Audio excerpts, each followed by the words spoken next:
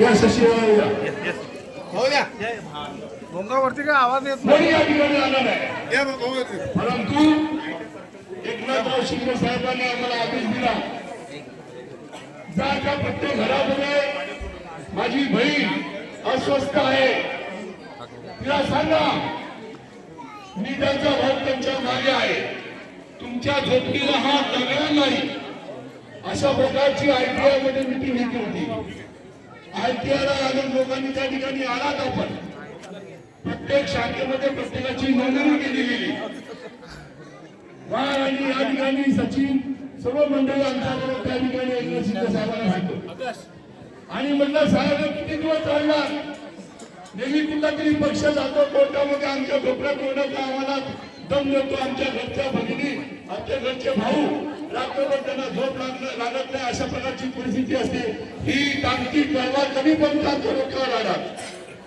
आणि मग त्यावेळेला उपस्थित विभाग प्रमुख आणि आम्ही सर्व मंडळी त्या ठिकाणी बाईला बोलल्यानंतर बाईंनी शासनाच्या सर्व अधिकाऱ्यांना बोलवलं.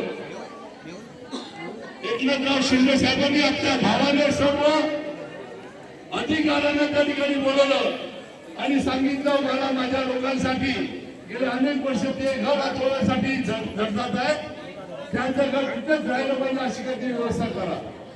आणि मग शेवटी 2 दिवस मिटिंग झाल्यानंतर या ठिकाणी या 5 वर्षामध्ये हा निर्णय झालेला आहे की आपली घरं याच ठिकाणी क्लस्टरच्या माध्यमातून इथेच उभी राहतील. आता असलेल्या जागेपेक्षा जास्त जागा तुम्हाला मिळेल, अशा प्रकारचा निर्णय एकनाथ शिंदे साहेबांनी तुमच्यासाठी घेतलेला आहे. त्यांचं या ठिकाणी स्वागत झालंच पाहिजे.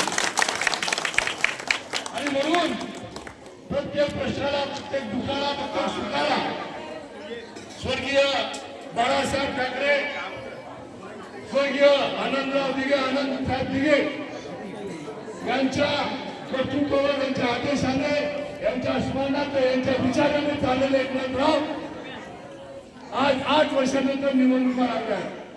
या निवडणुकीमध्ये देखील आपण जर खऱ्या अर्थाने आपल्या मागे उभं राहिलेला प्रत्येक शाखा प्रमुख, उपप्रमुख, कार्यकर्ता आपला विश्वास दिलेला होतो.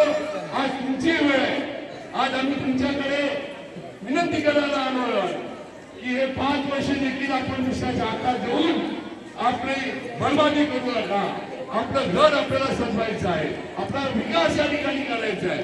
आणि म्हणून शिवसेनेच्या धनुष्यबाणाच्या समोर असलेल्या पठात 15 तारखेला जमून प्रचंड मताने विजय करा असं निवेदन करतो. तिथे सांगतो, जय महाराष्ट्र.